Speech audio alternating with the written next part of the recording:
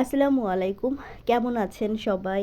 আশা করছি অনেক বেশি ভালো আছেন। আলহামদুলিল্লাহ আমরাও ভালো আছি।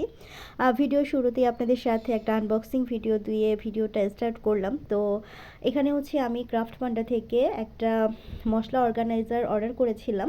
তো রমজান মাস উপলক্ষে আমি মূলত এই প্রোডাক্টটা অর্ডার করেছি। আর এটা আমার অনেক আগ থেকেই পছন্দ ছিল।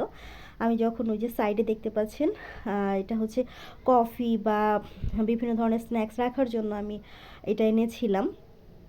তো তখন থেকেই ইচ্ছে ছিল আমি এই জিনিসটাকেও অর্ডার করব। তো করব করেও করা হয়নি। তো ভাবলাম যেহেতু সামনে রমজান মাস এসে গিয়েছে, রমজান মাস উপলক্ষে আমি এটা অর্ডার দিয়ে ফেলি। এটা আমি কিচেনে সুন্দরভাবে যদি একটু সাজিয়ে গুছিয়ে রাখি, আমার রমজান মাসে কাজকর্মগুলো করতে অনেকটা সহজ হয়ে যাবে। যে কারণে হচ্ছে এটা আমি অর্ডার করেছিলাম। তো যাই হোক, এখন এই যে দেখতে পাচ্ছেন বের করে নিয়েছি। আর এত ভালো ছিল, প্রত্যেকটা আইটেমসই আমার কাছে অনেক বেশি ভালো লাগে ক্রাফট পান্ডার। আপনারা যারা ক্রাফট পান্ডার প্রোডাক্টগুলো ব্যবহার করেন তারা তো জানেনই। এখানে হচ্ছে 4টা কাচের জার ছিল, সেই সাথে কাঠের লিড ছিল। প্রত্যেকটা লিড এত বেশি ভালো লাগছিল আমার, আর খুবই সুন্দর ছিল, মজবুত ছিল অনেকটা। আর এই সাইডে হচ্ছে 3টা হোল্ডারের মতো ছিল। এখানে আমি হচ্ছে স্পুন, স্প্যাচুলা থেকে শুরু করে কাঠের খুন্তি সব কিছু সাজিয়ে গুছিয়ে রাখতে পারবো। মাঝেরটায় আমি এখানে রেখেছি একটা মানি প্ল্যান্ট। দেখতে কিন্তু বেশ ভালো লাগছে। আর অনেকটা সময় পরে আবার চলে এসেছি। আমি এখানটাতে হচ্ছে যে জারগুলো এনেছি সেগুলো সুন্দরভাবে ক্লিন করে তারপর আমি পানিটা ঝরিয়ে নিয়েছি। আর সুন্দরভাবে মুছে একদম শুকিয়ে এখন যে মশলাগুলো আমি রাখবো সেই মশলাগুলো আমি যে রিফিল করে রেখে দিচ্ছি। হলুদ, মরিচ, ধনিয়া, জিরা, এই 4টা মশলাই মূলত আমাদের র্যান্ডম ইউজ করা হয়, সে কারণে হচ্ছে আমি এখন এগুলোই রাখবো। তো জিরার গুঁড়োটা যখন আমি রিফিল করতে যাব তখন দেখছি যে বক্সের মধ্যে আমি যে বড় কৌটোর মধ্যে করে রাখি, পলি ব্যাগের মধ্যে করে রেখে দিই। তো তখন দেখলাম যে আল্লাহ, জিরের গুঁড়ো তো একদম শেষ হয়ে গেছে, আমার খেয়াল ছিল না। তো যাই হোক, পরবর্তীতে আবার যখন আনবো তখন হচ্ছে ভরে রাখবো। এখন আপাতত খালি রাখছি না, সরিষা দিয়ে একটু ফিল আপ করে রেখেছি।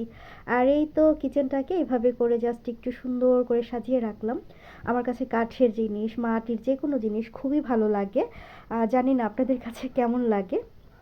তো সুন্দরভাবে সাজিয়ে নিয়েছি। কেমন লাগছে অবশ্যই আমাকে কমেন্টের মাধ্যমে জানাবেন। আপনাদের কমেন্টগুলো পড়তে কিন্তু আমার বরাবরই অনেক বেশি ভালো লাগে। একটু ঠান্ডা, জ্বর, কাশি হচ্ছিল, যে কারণে কথা বলতে একটু সমস্যা ফেস করছিলাম। তো আপনারাও চাইলে কিন্তু রমজান উপলক্ষে এরকম সুন্দর কিছু প্রোডাক্ট নিয়ে নিতে পারেন। তো যাই হোক, এরপরে কিন্তু চলে এসেছি আমি আমার ছোট ফুপুর বাসায়। তো ফুপুর বাসায় আসার একটা কারণ হচ্ছে এই যে আমার বড় ফুপুকে দেখতে পাচ্ছেন। আমার বড় ফুপুকে কিন্তু এর আগের বার দেখাতে পারিনি, কারণ তখন ফুপু ছিল নিউজিল্যান্ডে। তো ফুপু আর ছোট বড় ফুপা হচ্ছে হঠাৎ করেই একটা জরুরি কাজে এসেছেন। আর তাদের হয়তো আবার খুব শীঘ্রই চলেও যাবেন। ফুপুরা আসার 1 সপ্তাহ পরে আবার ফুপুর মেয়েটাও এসেছেন, সারপ্রাইজ দিয়েছেন সবাইকে এসে। তো ও আসারও আরও একটা কারণ আছে, সেটা হচ্ছে আমার ছোট ফুপুর ছেলে সায়ক, ওর হচ্ছে অস্ট্রেলিয়াতে ভিসা হয়ে গিয়েছে। ও অস্ট্রেলিয়াতে চলে যাচ্ছে, 23 তারিখে হচ্ছে ওর ফ্লাইট। তো সব কিছু মিলিয়ে ফুপু ফুপাকে দেখবো, আর হচ্ছে সায়ক চলে যাবে, ওকেও একটু শেষ দেখা দেখবো। আবার কবে দেখতে পারবো আসলে সেই জিনিসটা মাথায় কাজ করছিল না। তো যাই হোক, সব দিক মিলিয়ে ফুপুর বাসায় কিছুটা সময়ের জন্য এসেছি, বাচ্চাদের সবাইকে রেখে এসেছি। আর ইনি হচ্ছেন আমার বড় ফুপা, টেবিলে বসা সে হচ্ছে না আমাদের ছোট ফুপা। তো ফুপা আসার পরে ঝটপট করে আমাদের জন্য চিটা রুটি পিঠা বানিয়েছেন, আর হচ্ছে গরুর মাংস রান্না করেছেন আলু দিয়ে পাতলা ঝাল ঝোল।